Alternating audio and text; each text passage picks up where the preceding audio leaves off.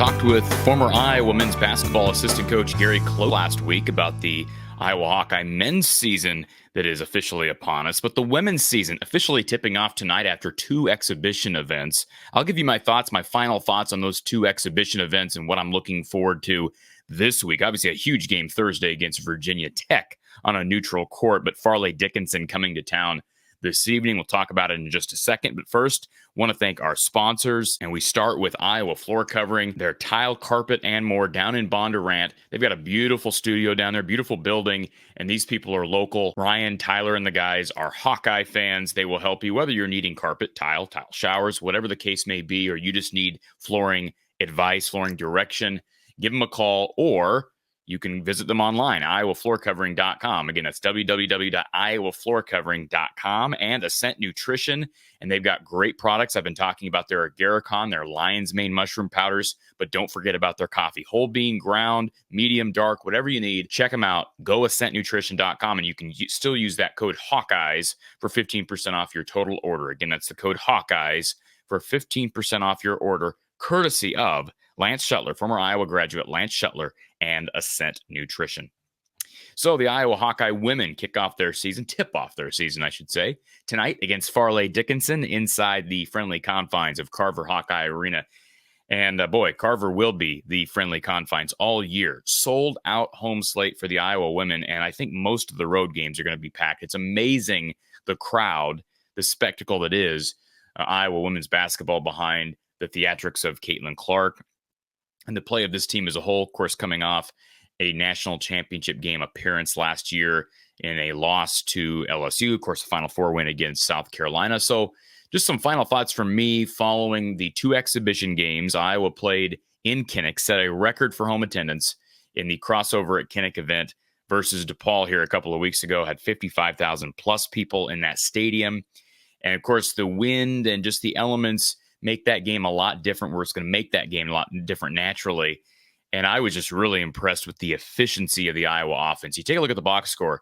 Caitlin Clark had her normal 34-point triple-double, but Iowa didn't shoot the three ball all that well, and you can kind of understand why when you're outside. I think it's fair to say that the wind is swirling along the bottom of Kinnick toward the field/court, and Iowa made just 6 threes in the game. In fact, you look at their percentage, they actually shot worse than DePaul did and made less threes than DePaul did. 6 of 22, 27.3% from three, and yet Iowa nearly hit 100 against a Power 5, or I should say a major team. In college basketball, we're not really Power 5 anymore, right? But one of the big college basketball teams in the country over in the Big East, DePaul. Really impressed with Caitlin. Again, played within herself, knew not to be launching a bunch of threes from half court, even though you knew Iowa fans wanted to see that. She played within herself. I was really impressed with Hannah Stolke, ran the floor as good as ever. And of course, she flashed as a freshman. Her role is only going to get bigger with the departure of Monica Sinano. I'll tell you who was the biggest surprise for me from that crossover at Kinnick game, and that's Addison O'Grady. I thought for a good portion of that game, she looked nimbler than she did, if that's a word. I thought she ran the floor a lot better than she showed here in the last couple of years. And that's been one of my concerns with the departure of Monica Sinano is, can they play a different brand of ball without a true 5? Because I view Hannah Stolke as more of a 4. And Addison O'Grady is going to have an opportunity to fill that gap. And she's actually a little bit taller than Monica Sinano. I think she's closer to 6'4". She was 5 of 10 from the field against DePaul, but 14 rebounds. She was all over the glass, and DePaul's not the biggest team in the world, but that's a good sign. She was all over the glass in this game, and again, I thought she glided up and down the court a lot better than normal.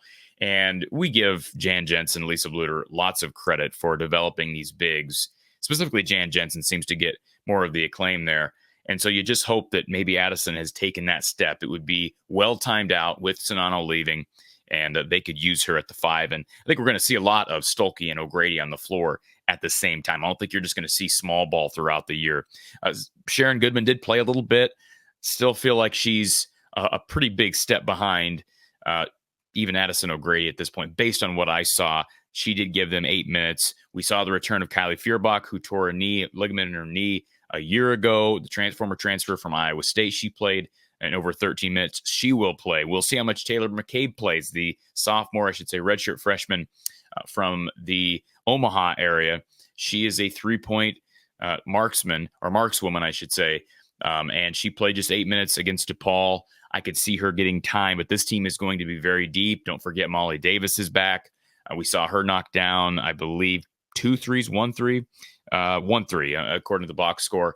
And we also saw Gabby Marshall play, of course, and Kate Martin returns. They lose, of course, Monica Sonano and McKenna Warnock, but Sydney Falter also back, and they add a couple of freshmen. I don't see Kenise Johnson-Etienne playing very much unless absolutely needed.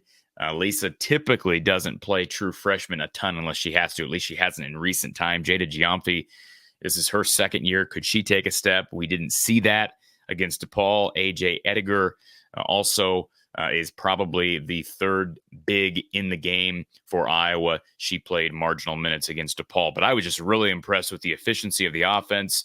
Defense is never going to be the strong suit of this team, this squad, and probably any team under Lisa Bluter.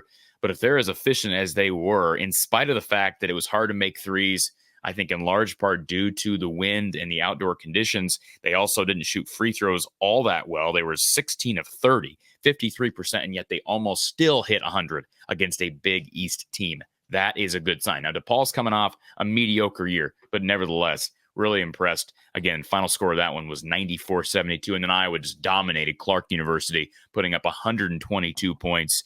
And for the game, Iowa made just 6 threes again for 33%. So I would have to think that's going to be a deviation from the norm. I know it was indoors. I'm not pushing the panic button on them just making 6 threes. They just shot 18.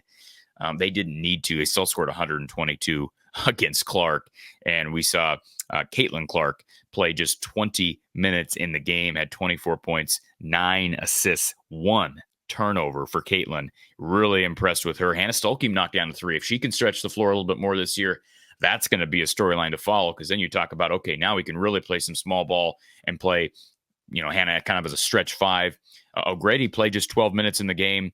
Hannah actually had the most minutes of anybody on the team with close to 25. And again, I was impressed. I thought I saw improvement. I've seen an improvement in these 2 games from Sydney Falter. She seems a little bit more comfortable on the offensive end, but I'm going to be curious to see how Lisa Bluter handles this rotation. We did see more minutes for Taylor McCabe, and we saw some minutes for the younger players, including Jada Giamfi in the confines of Carver during the exhibition against Clark. So dominant win. You don't learn a whole lot from the game against Clark. You don't learn a ton from either of these exhibition games because they are exhibition games, but the fact that Iowa got an exhibition against a major conference team in DePaul, albeit outdoors, gave me an indication that, hey, I think we've got some improvement here from some key cogs on this team. Farleigh Dickinson did go 24-8 last year, 14-2 in their conference. Not a great conference out in the Northeast, but they made the women's NIT and should present more challenges than Clark certainly did a little over a week ago. So 6:30 p.m. Central Time on BTN Plus. I'll be giving you my reaction following the game. I'll be posting some content here to the channel. And yes, there will be women's basketball live post-game coverage throughout the year. Stay tuned for more information on that. Men's basketball starting Tuesday. A lot in the hopper as we continue through the end of football season right here from the Hawkeye of the Storm. We'll talk to you soon. Enjoy another college basketball season.